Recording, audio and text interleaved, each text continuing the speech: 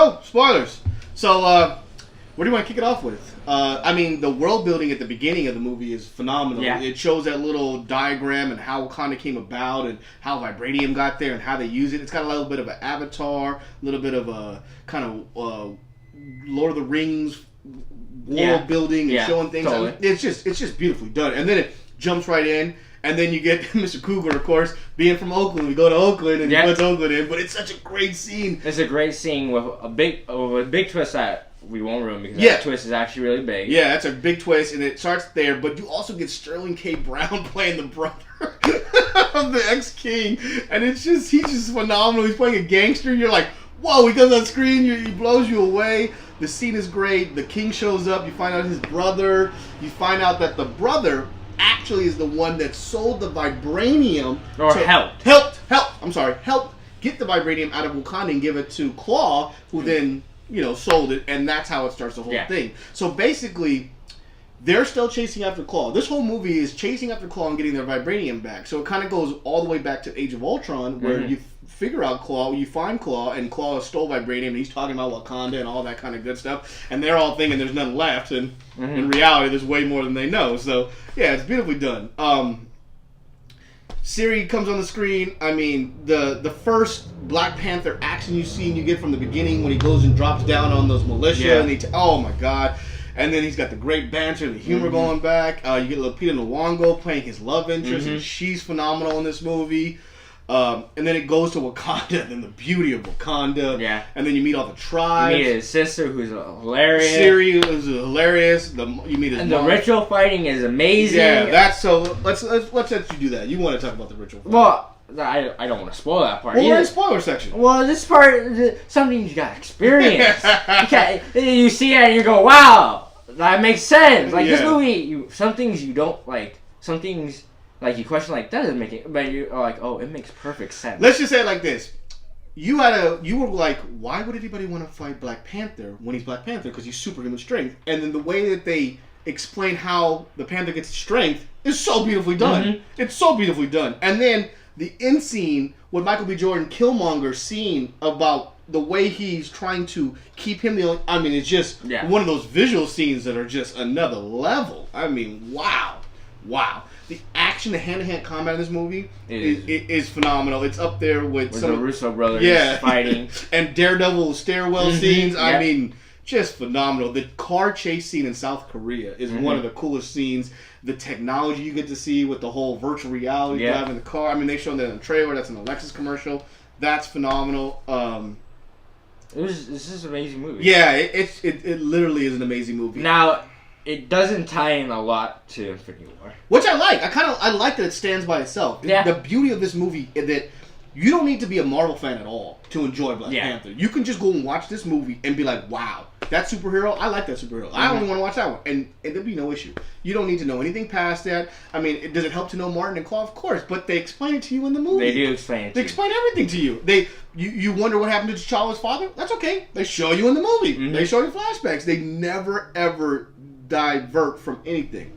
I do want to address some things that maybe people aren't clear about.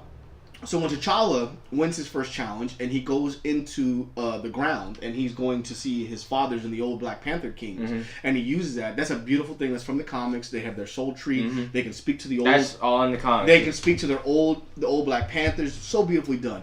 But then when the end.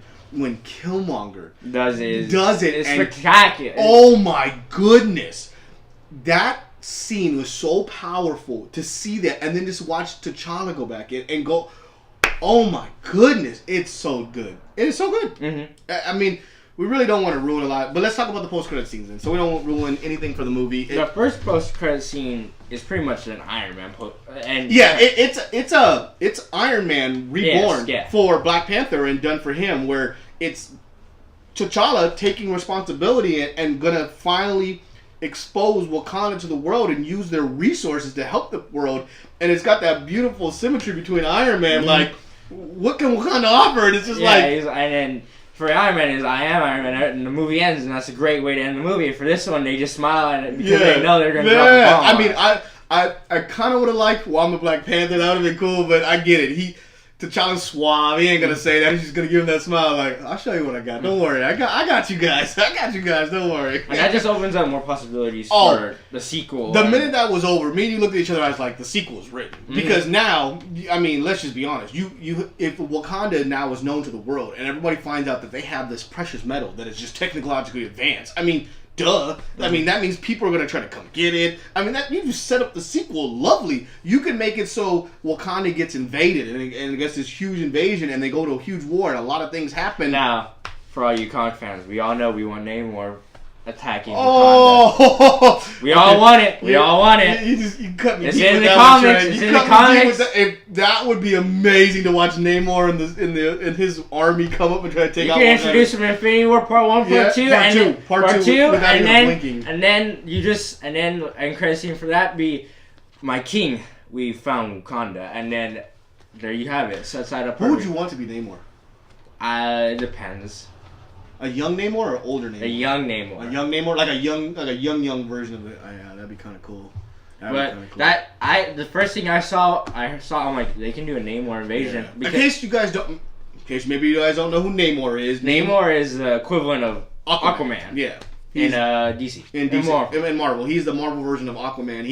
He's the underworld king, and he in the comics he's very, very prominent, and he's a part of the Illuminati, and he's attacked Wakanda before, and he's trying to steal their vibranium. So it is set up, and to my knowledge, Namor is back at MCU right now, and they can use him. So I know they can't use him in his own movie, but they can slide him right into Black Panther without blinking, and that would be phenomenal. Yeah. You just got me excited. All right, let's go to the second post-credit scene, which actually sets up the bigger universe. Yeah. The second post-credit scene is Bucky. Yeah. He's actually been awake. Yeah, awake and healthy, and it seems like maybe something Shuri has done has helped him psychologically, so he can't be triggered again. Yeah. And that's where I'm thinking she is, because they show her so technologically advanced, and her intelligence level is so smart. She's like, she's Banner, and she's freaking Iron Man. She is that.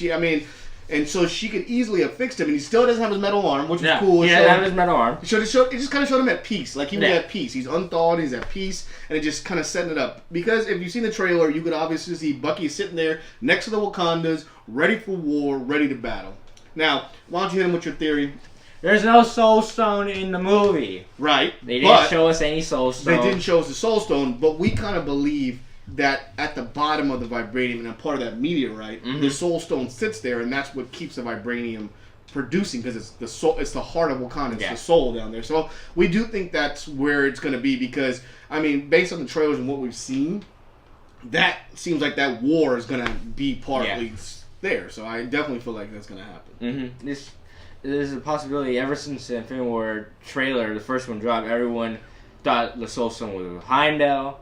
And then when the trailer dropped and they're at Wakanda, they're like, oh my god, it's not Wakanda actually. It explains how he can talk to the Black Panthers, and now they haven't showed it or confirmed it, but they probably... I kind of like that though, because the one thing that you know, as much as I love Guardians, but the whole movie is centered around the stone. So they're chasing after the stone, where Black Panther is in his own world doing his own thing, and it's about Wakanda. So that's, I feel like they just did that so much better. It's just like Iron Man. They didn't give him a stone. It was about the building of Iron Man. It's like they kind of gave T'Challa the same kind of respect, which is he deserves. I mean, he is one of the Illuminatis. He is one of the elite. If you don't know, Illuminati is a superhero group. Yeah, same thing as in the regular world, except it's made up of, you know, it's got T'Challa, it's got Namor, Reed Richards, it's got Tony Stark. Tony Stark isn't part of the Illuminati. Yeah, he is. No, he isn't. He's one of the creators. Why would he be the creator of Black Panther? It's Black Panther, Namor, Richard Reed. Oh, I'm sorry. You're right. It's Charles Xavier. Charles Xavier. Yeah, those are the four members. Because in comics, you can blend all the ones around. So, but you know what? I thought they would do the Illuminati. I thought Stark would be a part of it. No, makes no difference. T'Challa's richer than Stark, just so you guys know. He's the richest fictional character ever in all superheroes. He's richer than Batman. He's richer than Tony Stark. He's richer than all of them. So combined, that just shows you the power of Wakanda and what they can do. So yeah, there you go, folks. Yep. That is our. Overjoyous Black Panther review. I mean, we're busting from the seams.